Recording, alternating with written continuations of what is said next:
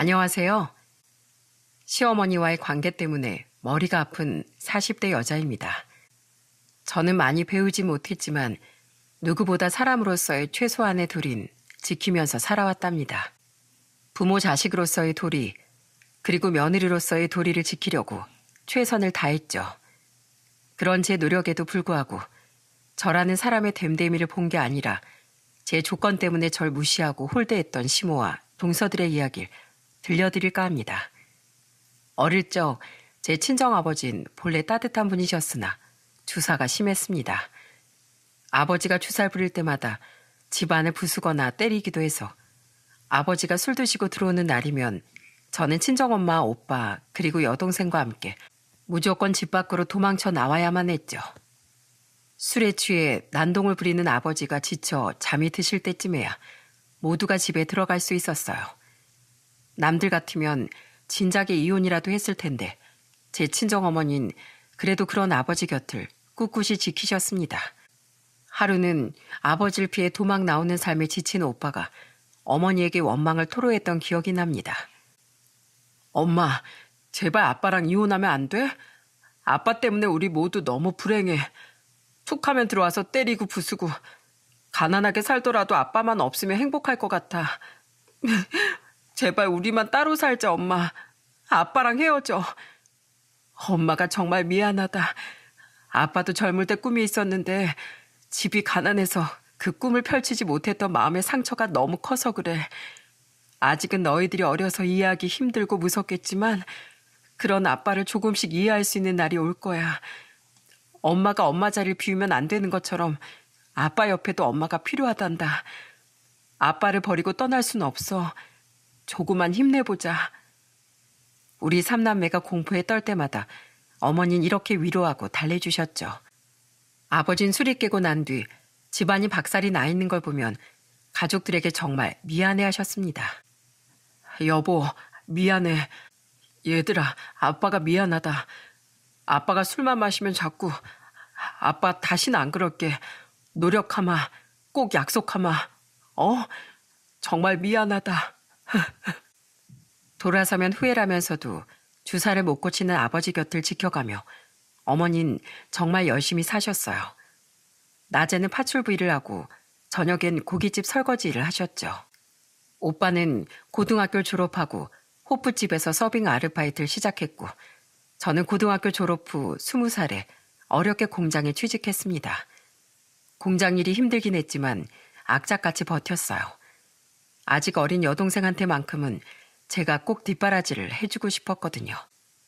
그 후 어머니는 점차 고깃집에서 설거지를 하시면서 어깨 너머로 배운 식당 일에 관심을 가지셨고 결국 목 좋은 곳에 곱창집을 차릴 수 있게 되었습니다. 그동안 아버지는 저희 삼남매의 응원으로 독하게 마음먹고 치료를 받아 알코올 중독에서 벗어나게 되셨고 대학 졸업 후에 타지로 취업을 하게 된 여동생을 빼곤 가족 모두가 곱창집 일을 함께 할 수 있게 되었답니다. 저는 더 바랄 게 없이 행복했어요. 제 오빠도 얼마 뒤 새언니와 결혼해서 행복하게 잘 살게 되었거든요.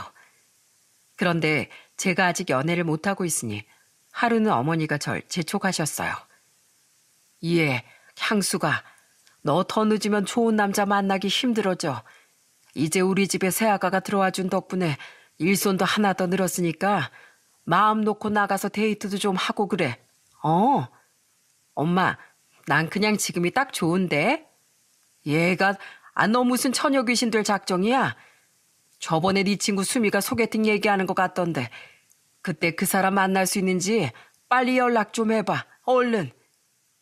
어머니의 성화에 못 이겨 전 결국 친구 수미의 소개로 지금의 남편을 만났고 저를 많이 좋아해주는 그 사람에게 저도 마음이 가기 시작해 결혼을 마음먹게 되었습니다.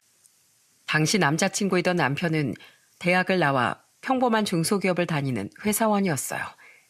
그런 남자친구에 비하면 제가 한없이 부족하게 느껴졌지만 그때마다 절 응원해주는 그 사람이 참 고마웠습니다.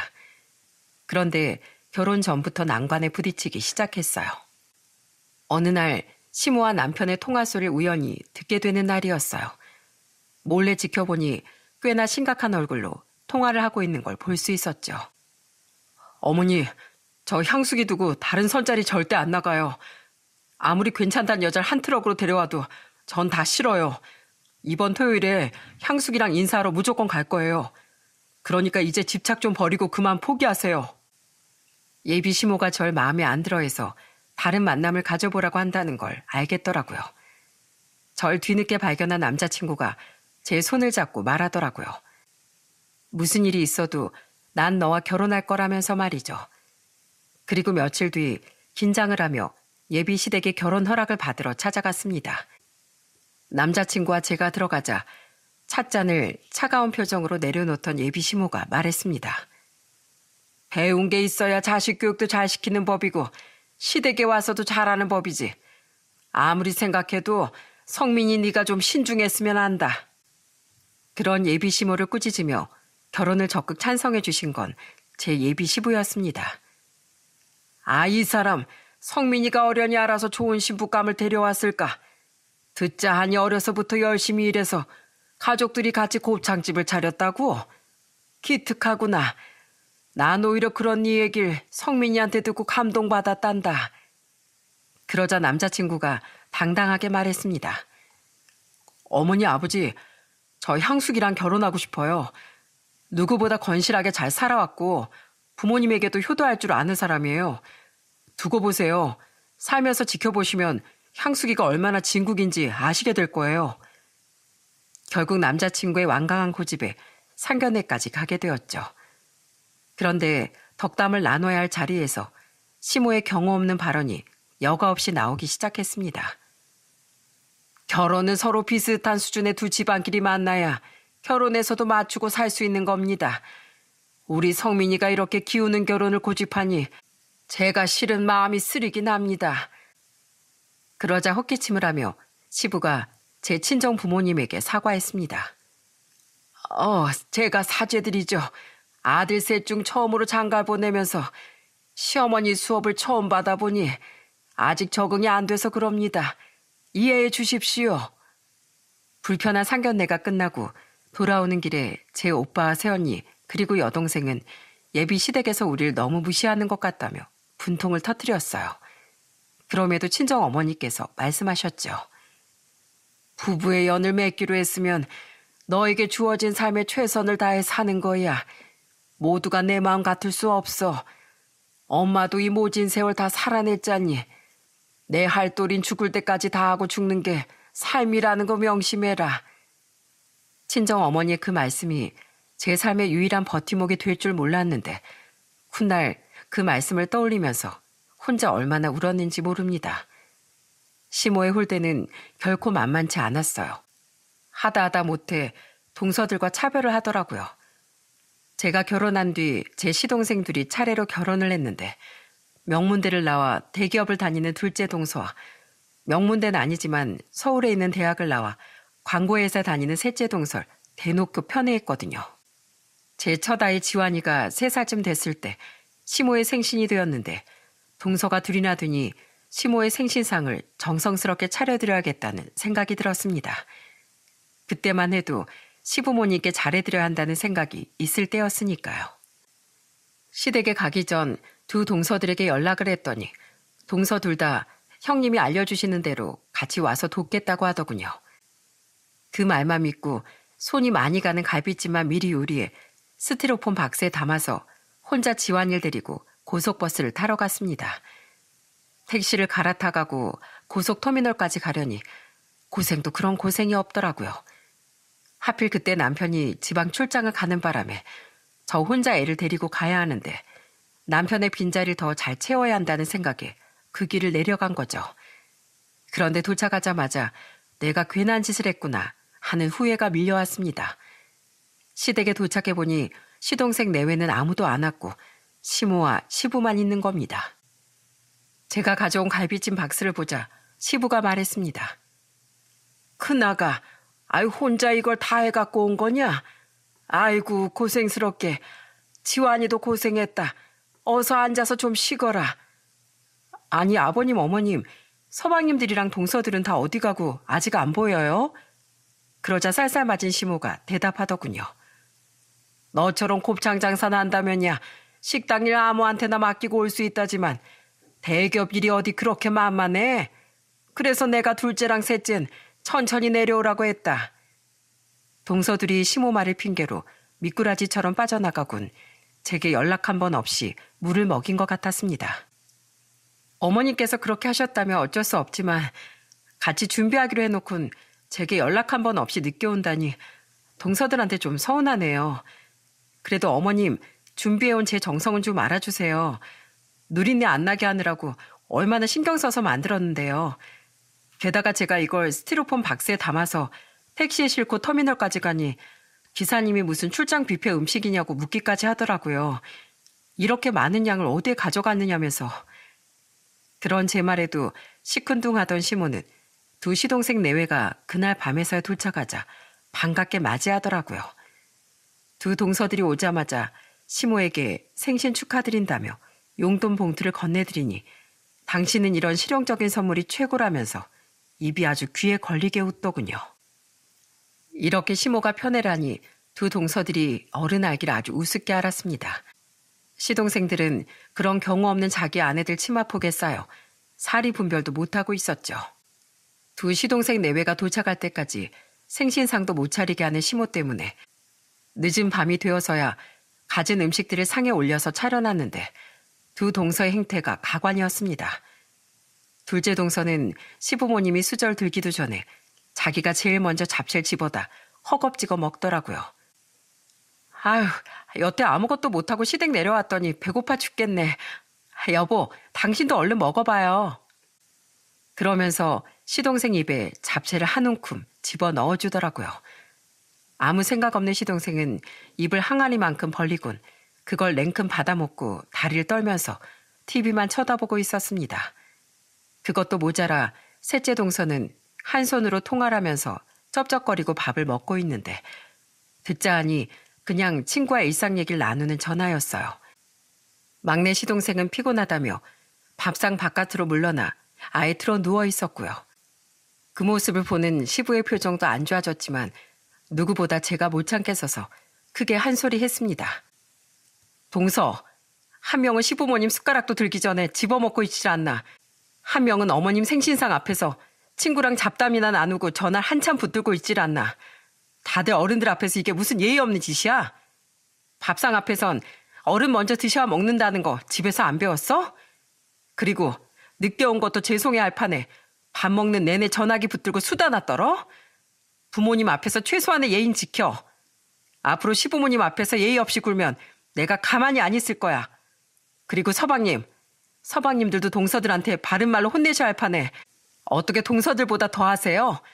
한 분은 밥상머리 앞에서 다리 떨면서 TV에 온 정신이 팔려있고 다른 한 분은 아예 틀어 누워 있다뇨. 다른 사람도 아니고 서방님들 낳아주고 길러주신 어머님 생신이잖아요. 그러자 제 말에 두 시동생 내외가 순간 얼굴이 귀까지 벌개지더니 다들 자세를 바로 고쳐 앉더라고요.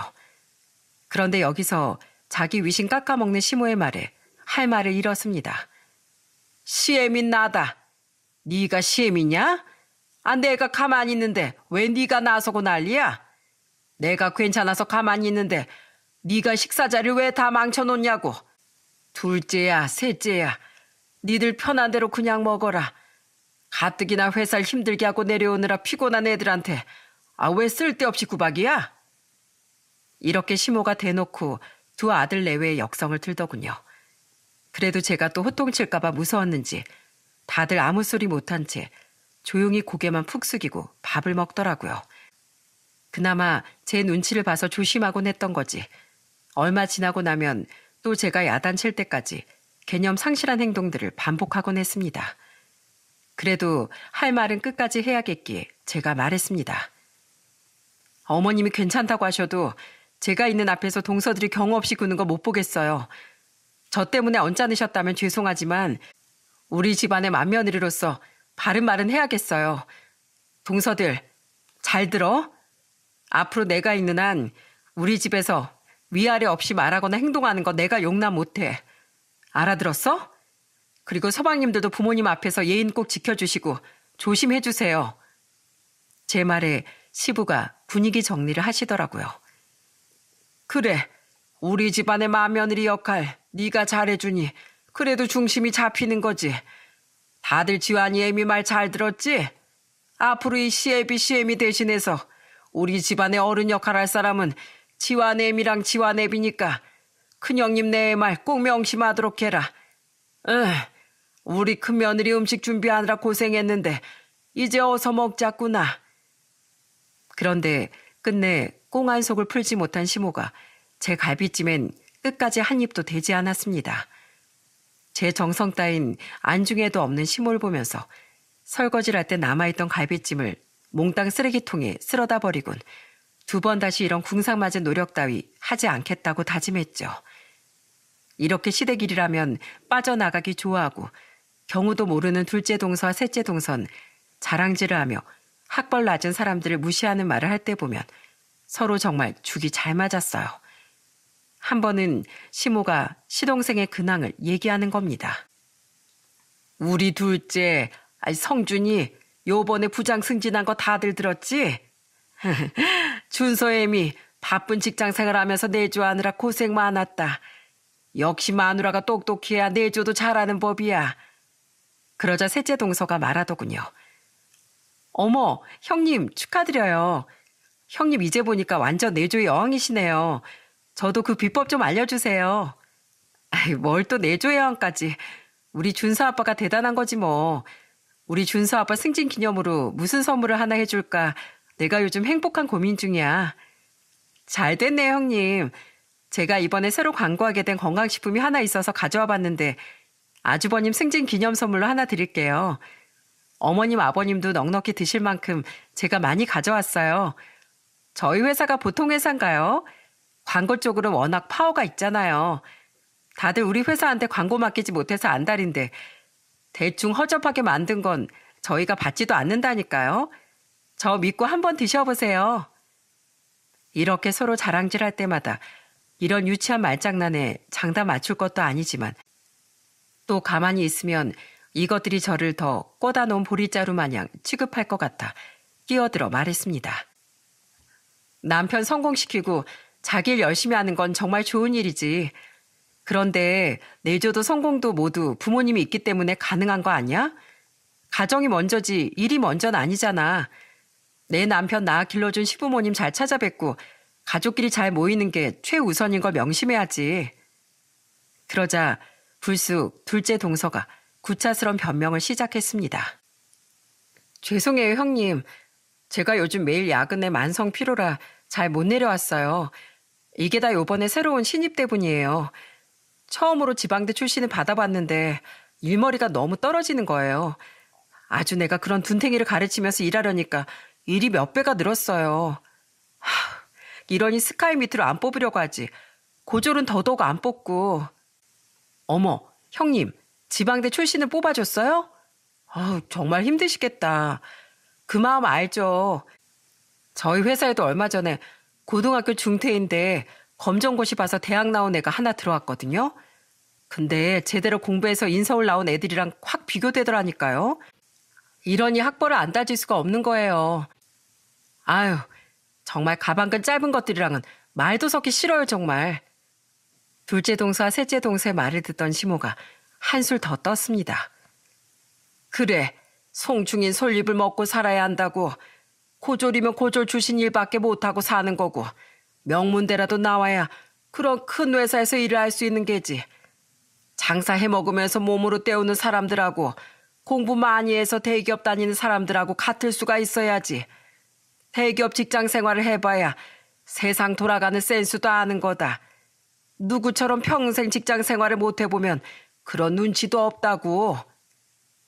대학 못 나온 무식한 사람은 세상 돌아가는 눈치도 없고 센스도 없다는 말을 들으라는 식으로 얘기하다니 아무리 바보라도 이건 저를 저격한 말이라는 걸 알 수 있었습니다. 배우만큼 성공하는 것도 맞고 센스 좋은 것도 맞죠. 근데 어머님, 학교 공부 많이 했으면 분명 센스가 좋아야 하는 건데 왜 기본적인 도리도 모르는 사람들이 있는 걸까요? 좋은 대학까지 나왔어도 부모에게 얼마 되지도 않는 돈으로 때워서 할 도리는 안 하고 피해가려고 하는 사람들이 있는가 하면 대학 못 나왔어도 시부모에게 자기 할 도리 다 하는 사람들도 있더라고요. 이런 제 말은 귀뚱으로도 안 듣는 시모가 자식 문제에 있어서 둘째와 셋째 동생 눈치를 지나치게 살피기도 했습니다. 한 번은 식당에 외식하러 나갔다가 애들 식사 문제로 실랑이가 벌어지게 되었어요. 애들은 각자 자기 앞으로 함박스테이크 하나씩 시켜서 먹었는데 준서가 함박스테이크를 한 덩이 더 달라고 하는 겁니다. 그러자 시모가 수아랑 같이 노느라 정신없는 제 딸 지민이의 스테이크 반 덩어리를 준서에게 줘버리는 거예요. 아직 한 입밖에 못 먹고 노느라 정신 팔려서 먹지도 않고 있던 제 딸의 스테이크를 말이죠. 물론 제가 지민이 걸 더 시키면 되는 일이었지만 시모가 평소 제 아이들만 제쳐두고 행동하시는 모습에 늘 속상했던 제가 말했습니다. 어머님, 우리 지민이가 돌아오면 지 거 누가 가져갔냐고 울고불고 할 텐데요. 준서야, 네가 지민이보다 오빠니까 조금만 참아. 아니면 어머님이 준서 거 하나 더 시켜주시던가요. 그러면서 지민이 스테이크를 도로 제 앞으로 가져와 버렸습니다. 예, 여자애가 많이 먹으면 살만 찌고 뭐 좋다고. 그냥 좀 덜어주면 될 걸 가지고. 여자애들 살찌면 안 좋긴 하죠. 그럼 수아가 지민이보다 동생이니까 아무래도 덜 먹겠죠? 동서, 수아 살찔까 봐 어머니 걱정하시는데 수아 거 좀 준서한테 덜어줘. 유치하긴 했지만 여자애들은 살찌면 안 되니 양보해도 괜찮다는 논리를 펼치는 시모에게 물러서고 싶지 않았어요. 이 모습을 보고 있던 시부가 나섰죠. 어른이 좀 더 넉넉히 시켜주면 될 걸 가지고 애들 음식을 서로 나누느라 그러고 있어. 어이구, 당신이 얼른 하나 더 시켜. 이뿐만이 아닙니다. 시모는 자식 문제에 대해 늘 제게 입단속을 시켰습니다. 명절 전에 꼭 미리 제게 전화해 이렇게 당부하곤 했죠. 와서 자식 자랑 너무 하지 마라. 그런 거 팔불출이야. 다른 식구들한테 너무 유세 떨지 마. 내가 예전에 수아가 유치원 생활 힘들어해서 마음고생했다고 말해줬던 거 기억하지? 놀이치료다 뭐다 해서 다 받아봤지만 잘 안 되나 보더라. 이번에 그래서 일반 학교 안 보내고 대안학교 보낸다고 하니까 괜한 말실수하지 말고 입 조심해. 유세라뇨. 자랑 같은 거 굳이 안 해도 전 제 아이들과 저 그리고 남편에 대해 충분히 자신감 있는걸요. 그런데 지환이 지민이도 아직 애들이다 보니까 자기 잘하는 거 칭찬받으려고 하는 건 저도 어쩔 수 없어요. 저도 엄마니까 옆에서 잘한다고 칭찬해 줄 수도 있는 거고요. 너무 예민하게 생각하지 마세요. 명절 때 뵐게요. 시모의 잔소리를 1절만 듣는 게 정신건강에 좋았기에 전 이렇게 대꾸하고 전화를 얼른 끊어버렸습니다. 아무리 그래도 만나게 되면 자연스레 아이들 근황 얘기도 나오곤 했죠. 시부가 손주들마다 안부를 물었으니까요. 우리 손주들 잘 지냈지?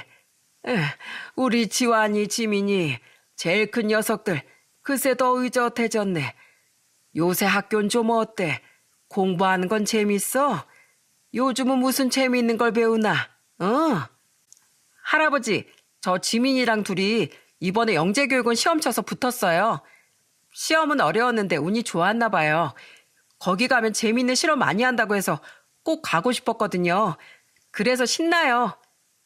그러자 영재교육원이 뭐 하는 곳인지도 모르는 시모가 영재라는 글자가 들어간 것만 보고 정색을 하더라고요. 영재니 뭐니 벌써부터 그런 거 시키는 사람들 그거 다 부모 자격지심이야. 우리 수아단이는 인성교육에 힘쓴다는 그 대안학교 같은 그런 곳 얼마나 좋냐. 뭐니 뭐니 해도 인성교육을 잘 시켜야지. 영재 그딴 게 뭐가 중요해. 남편은 그런 시모의 말에 황당해하며 말했습니다. 어머니, 지환이 지민이 나름 열심히 준비해서 다니게 된 곳인데 그냥 잘했다는 칭찬 한마디 해주세요. 지금 애들이 신나서 얘기하잖아요. 또 무엇보다 애들이 너무 가고 싶어 해서 들어간 곳이고요. 저희가 무슨 유난을 떨었다고 그러세요? 저도 두 동서들과 시모를 번갈아 보며 한마디 했습니다. 어머님, 누구보다 공부 많이 한 동서들이 애들 영재교육원 정도 다니는 걸 유난이라고 생각해서 안 보내는 줄 아세요? 동서들, 그거 유난 떠는 걸 안 보내는 거 아니잖아. 애들이 똘똘하고 또 원하면 보내는 거지. 안 그래? 그리고 남의 애들 공부 잘해서 잘 됐다는 얘기에 발끈하는 거 그거야말로 진짜 자격지심이에요.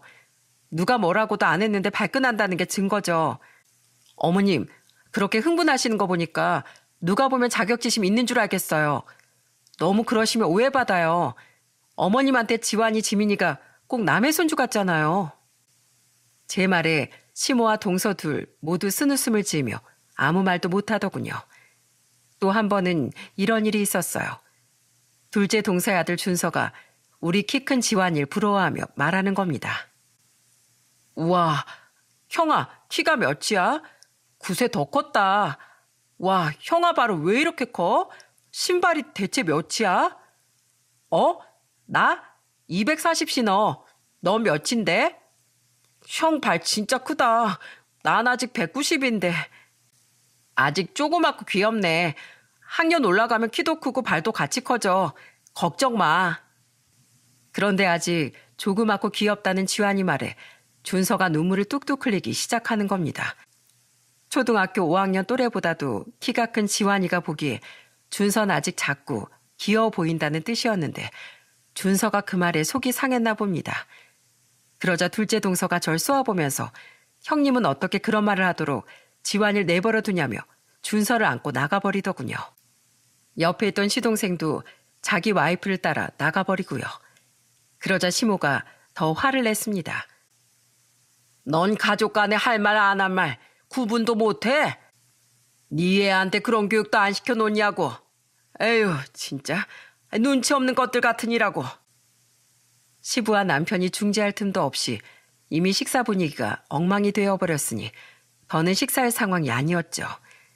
시부가 얼른 계산을 마친 뒤 남은 가족 모두 시댁에 들어갔습니다. 애들끼리 주고받은 얘기 하나 갖고 이렇게 식사 자리가 파토까지 날 만한 일은 아니라고 생각한 전 가족들 앞에서 진지하게 말했어요.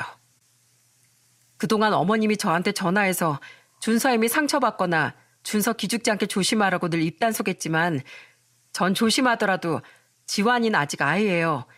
지환이는 그저 귀엽다는 뜻으로 한 말인데 준서가 울어버릴 줄 알았겠어요? 애들끼리 얘기 나누다 이런 봉변은 당할 거라고 누가 예상이나 할 수 있느냐고요. 그리고 동선 자기 애 운다고 어른들 다 계신 식사 자리 박차고 나가버리는 이런 못배운 행동밖에 못해? 예민한 동서의 어머님까지 이러면 저랑 지환이 숨 막혀요. 남편도 화를 냈습니다. 가족 모임이 이렇게 불편해서의 원. 재수씨, 그리고 어머니, 우리가 애들 입조심까지 시키면서 만나야 돼요? 이런 모임이라면 우리 이제 못 옵니다. 지환이랑 지민이가 놀라서 움츠러든 걸 보니 나도 내 처자식한테 미안해서 못 오겠어. 제일 큰형의 화에 두 시동생 내외는 아무 소리를 못하고 떨떠름한 표정으로 앉아있더군요. 가시방석에 앉은 것보다 더 불편했던 그날의 모임을 뒤로하고 집에 돌아온 남편이 말했습니다. 여보, 미안해. 저런 속 좁은 여편 애들한테 휘둘려서 아까리 못하는 내 동생 놈들도 한심해 죽겠고 우리 엄마 언행도 눈뜨고 못 봐주겠어. 정말 내가 너무 미안하다. 다 똑같은 손주들인데 잘 커가는 모습 칭찬은 못해줄 망정 며느리 눈치 살피느라 설설 기는 모습이 진짜 다들 가관이야. 앞으로 당신이 우리 집에 가기 싫다고 해도 난 그 심정 이해해. 아니, 당신이 가자고 해도 이제 내가 싫다고 할 판이야. 시댁에서 이런 일이 있을 때마다 제게 진심으로 미안해하는 남편을 보면서 화가 나는 마음을 잊으려고 노력했습니다. 시댁에서의 불쾌한 기억들을 잠시 잊고 지내던 어느 날이었어요. 그날따라 친정 어머니 안색이 너무 안 좋으신 거예요. 아무래도 신경이 쓰여서 그날 식당 문을 닫고 진지하게 어머니한테 물어봤죠. 엄마, 솔직하게 얘기해. 무슨 일이야? 오늘 정말 영 안색이 안 좋고 누가 보면 세상 근심 혼자 다 떠안는 사람인 줄 알겠어. 실은 내가 너희들 걱정할까 봐서 그냥 조용히 혼자 알아보고 처리하려고 했는데 그게... 그러자 친정아버지와 오빠, 새언니가 그리고 잠시 휴가를 내고 와 있던 여동생이 모두 어머니에게 무슨 일인지 다 말해달라고 재촉했습니다. 그리고는 마른 하늘에 날벼락 같은 소식을 듣고 말았죠. 다들 너무 놀라지 마라. 오늘 병원 가서 들었는데 내가 유방암이란다. 아직은 초기래. 빨리 수술하면 예후도 좋고 살 수 있다고 해서 그냥 나 혼자 조용히 수술받고 해결하려고 했지. 그런데 나도 모르게 걱정하는 게 티가 났나 보다. 미안하다 얘들아. 아니 이 사람 그게 가족들한테 숨기고 혼자 살 수 있는 일이야? 평생 나 때문에 고생하고 살더니 다 내 잘못이다. 그러게 내가 젊어서부터 정신 똑바로 차리고 살았으면 니들 엄마가 이렇게 고생도 안 하고 병들지 않았을 텐데. 그러자 새언니가 가족들을 달래며 말했습니다. 아버님, 어머님, 저도 하늘이 무너져 내리는 심정이지만 그래도 우리 희망을 가져요. 어머니 빨리 수술 받으시고 나서 가족들이 잘 돌봐드리면 건강히 오래 사실 수 있어요. 우리 이렇게 울고 있지 말고 빨리 어머님 수술 받고 나서 회복할 수 있는 방법부터 알아봐요. 네? 친정 어머니는 최대한 빨리 날짜를 잡아 수술을 받았고 다행히 수술은 잘 끝났습니다. 제 친정 어머니가 수술 후 회복할 동안 시부가 사부인 괜찮으시냐는 안부 연락을 했는데도 시모라는 사람은 안부 인사 한마디가 없었죠. 그런 시모에게 이제 서운함이 아니라 분노가 치밀어 오르더군요. 회사 일보다 장모님 건강이 더 중요하다며 조퇴까지 해서 제 친정어머니 병관을 도와주는 남편에겐 고마웠지만 시댁엔 점점 정이 떨어질 대로 떨어져 버렸습니다. 며느리로서 갖고 있던 최소한의 책임감마저 포기하게 만드는 일이 생겼으니까요. 그 후 추석 때였습니다. 처가에 안부 연락 한 번이 없는 시모를 생각할 땐 정말 안 가고 싶었지만 곧 죽어도 며느리 돌인 다 해야 한다는 친정어머니 가르침에 따라 시댁에 가기로 했죠. 그런데 항암 치료를 시작한 친정어머니가 너무 힘들어하시니 남편이 이번엔 친정에 먼저 들렀다가 시댁을 가자고 하더라고요. 명절에 친정을 먼저 들러본 적이 한 번도 없던 전 일단 양해를 구해야 할 것 같아 시댁에 전화를 걸었습니다. 시모가 그 전화를 받았으면 껄끄럽더라도 전화상으로 대판 싸우고 그 순간 끝을 내버렸을 텐데 불행인지 다행인지 시부가 전화를 받았습니다. 오냐 애미야, 사부인께서 지금 그렇게 고생하시는데 당연하지. 충분히 이해할 수 있으니 잘 챙겨드리고 천천히 오거라. 이 기쁜 명절에 편찮으시니 좋은 음식도 마음껏 못 드실 걸 생각하니 내 마음이 다 아프구나. 잘 다녀오거라. 그래서 전 친정부터 들렀다가 시댁을 찾아갔습니다. 아이들과 남편은 거실에 앉았고 저는 인사를 하며 급히 주방에 들어갔는데 고부셋이 나란히 서서 저를 싸늘한 표정으로 쏘아보더라고요. 셋째 동서가 말하더군요. 큰형님 이제 오셨네요. 다행이다. 허리 끊어질 것 같아요. 저쪽에 있는 싸구려 인덕션에서 지금껏 동그랑땡 붙였는데 속 터져 죽는 줄 알았어요. 어쩜 불이 그렇게 약한지 익질 않아요. 허리야. 그러자 둘째 동서도 맞장구를 쳤습니다. 나도 저번에 아까 저기서 하다 죽을 뻔했어. 저 인덕션 완전 고물이더라고. 형님 드디어 오셔서 다행이네요. 지금 2시간째 서서 음식하느라 다리가 끊어질 것 같아요. 그 인덕션은 제가 결혼 초기에 시댁에 선물로 사드렸던 인덕션이었거든요. 막대 먹은 두 인간의 대화를 더는 들어줄 수가 없어 제가 한바탕 호통을 쳤습니다. 진짜 못 들어주겠네. 여태 살면서 명절 때마다 내가 제일 먼저 내려와서 음식 준비 다 했던 거 다들 알아 몰라.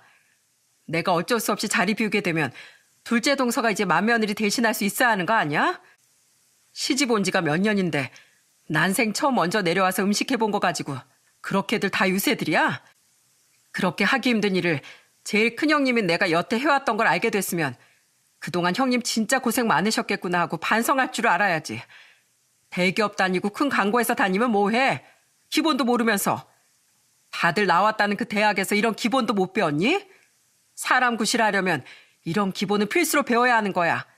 대학에서 못 배웠으면 둘 다 초등학교로 다시 돌아가서라도 배워. 들어오자마자 제가 이렇게 호통치게 될 줄은 예상을 못했는지 그 둘이 아무 소리를 못하더라고요. 그런데 그때 막장 드라마에서나 볼 법한 광경이 제게 벌어지고 말았습니다. 뭔가 따끈한 것이 제 얼굴에 퍽 하고 날아들더라고요. 너 지금 어디서 큰 소리야?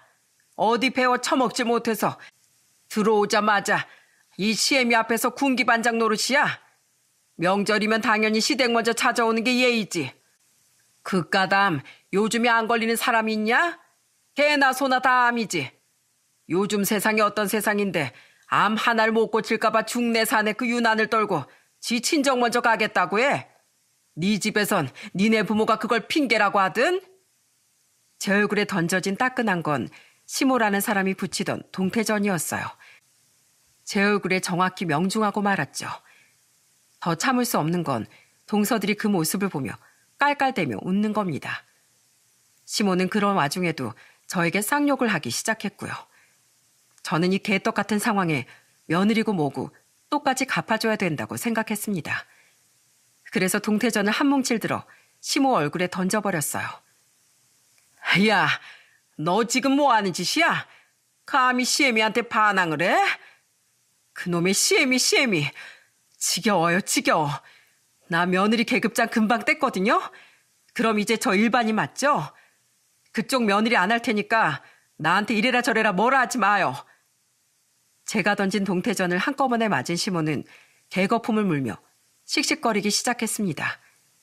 하지만 저도 눈에는 눈, 이에는 이, 더 이상 당하고 싶지 않았기에 물러서지 않았어요. 지금 이게 말이 되는 상황이에요? 결혼해서 처음으로 친정어머니가 편찮으셔서 양해를 구하고 다녀온 게 이런 험한 꼴 당할 만큼 잘못한 일이냐고요. 개나 소나 다 걸리는 그 암, 그럼 당신도 한번 걸려보던가. 과연 얼마나 사나. 요새 의학기술이 하도 좋아져서 꼭 나이 많다고 먼저 가는 건 아니더라고요. 저 세상 가는데 순서가 없다고요. 우리 친정어머니보다 나이 젊다고 자신하나 본데 어디 누가 먼저 세상 뜨게 될지 한번 지켜볼까요? 한치 앞을 모르는 게 사람 팔자니까. 당신 팔자 어떻게 되는지 한번 두고 보자고요. 너 지금 뭐 잘못 먹었어? 이거 완전 또라이 아니야. 아이고, 며느리가 시애미 잡네. 내가 죽어야지, 죽어. 저기요, 아줌마. 제발 어른 대접 받고 싶으면 그만한 자질을 갖추고 행동하세요. 보고 배울 게 하나도 없는데 제가 며느리 노릇 하고 싶겠어요? 저 오늘부로 선포합니다. 다들 잘 들으세요. 저 김양숙은 오늘부로 이 집안 큰며느리 사퇴하니까 더 이상 절 찾지 마세요. 이젠 제 인생 제가 선택하고 살겠습니다. 그리고 남편에게도 소리쳤습니다. 당신도 선택 잘해. 당신이 만약에 이 집안을 선택한다면 말리진 않을게. 그 대신 나랑 이혼은 각오해야 될 거야. 알겠어? 그러자 시모가 입에 거품을 물고 소리를 치더군요. 뭐? 며느리 사퇴? 이혼? 그래, 좋다. 나도 너 같은 며느리 필요 없으니 이혼해라, 이혼해. 썩 꺼져, 꼴도 보기 싫으니. 그러면서 주방에 있던 음식들을 다 집어던지며 노망이라도 난 사람처럼 난리를 치더군요. 그 순간 제 남편이 나서주었어요. 이게 무슨 짓이에요? 길 가던 사람한테도 이렇게 함부로 못해. 장모님 수술 받고 나서 항암 치료가 너무 힘들어 괴로워하시는데 꼭 이래야겠어요? 내가 쪽팔려서 이 집안 아들이라고 말도 못하겠어. 정말 지긋지긋해요. 그만 좀 하라고요. 그리고 제 선택은 제 아내와 제 가정입니다. 앞으로 우리 볼 생각하지 마요. 남편은 저와 아이들을 데리고 그 길로 시댁을 나와버렸습니다. 그렇게 우린 3년 동안 왕래를 하지 않았어요. 쌍욕을 하면서 시댁에 안 오냐, 네가 내 아들하고 사이 갈라놓냐 협박을 해도 저는 무시로 대응했습니다. 상대하고 싶지 않았거든요. 시부만 따로 만나 식사를 대접해드리고 용돈을 드리는 정도였죠. 그런데 그 후 정말 놀라운 일이 벌어졌습니다. 계집의 말은 5, 6월에 설이 온 것 같다고 하죠.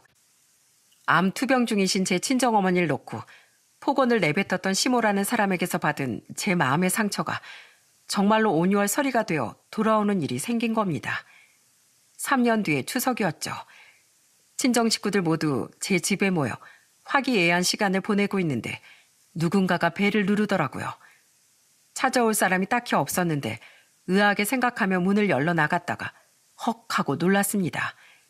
글쎄 팍상 늙고 허리가 구부러진 시모가 제 집 앞에 와서 고개를 숙이고 있는 겁니다. 너무 늙고 파리해져서 남편이 아니었다면 저는 한눈에 바로 알아보지 못할 정도였어요. 남편이 먼저 알아보고 말하더라고요. 갑자기 여긴 왜 왔어요? 와서 또 무슨 행패를 부리려고 나타난 거냐고요? 그러자 시모가 천천히 고개를 들고 떨리는 목소리로 말했습니다. 지환이, 애미, 애비야, 나다. 너희 없는 동안에 내가 참 많은 생각이 들더구나. 너무 보고 싶어서 이렇게 찾아왔다. 이제 와서 보고 싶다는 말을 하는 그 시모 얼굴을 쳐다보기도 싫어서 제가 말했습니다. 있을 땐 그렇게 함부로 하더니 이제 와서 보고 싶었다고요? 안 보고 산 3년 동안 난 진짜 마음 편하고 행복했는데 다시 보는 것도 끔찍하고 싫어요. 돌아가세요. 그러자 시모가 내 바지가랑이를 붙들며 울면서 얘기하더라고요. 내가 잘못했다, 애미야. 날 용서해다오. 마누라한테 눈먼 아들 두 놈도 그렇고 며느리들도 그렇고 내가 늙고 병들게 되니 모두들 날 쳐다도 안 보더라. 네 두 동서들 때문에 그동안 내가 얼마나 서러웠는지 모른다. 너네 엄마한테 함부로 내뱉었던 내 말이 그대로 나한테 씨가 되어 돌아와서 나도 암에 걸렸어. 위암 2기라는 거 알고 항암 치료도 하고 수술 받았는데 항암 치료하면서 안 싸더니 그때 얼마나 아프고 힘들었을지 처절하게 느꼈지 뭐냐. 그래서요? 내가 다 죽게 됐는데 아들 녀석들이랑 두 며느리들은 명절 때 잠깐 왔다 가면서 나한테 잡채 좀 더 데워와라. 빨리 명절상 차려라. 애들 목욕시켜라. 별걸 다 시키고 그나마 맏며느리 역할 해주고 쓴소리 해주는 네가 있을 땐 그것들이 눈치라도 봤는데 너 가고 나니까 아주 완전히 아나무인이 돼버렸어.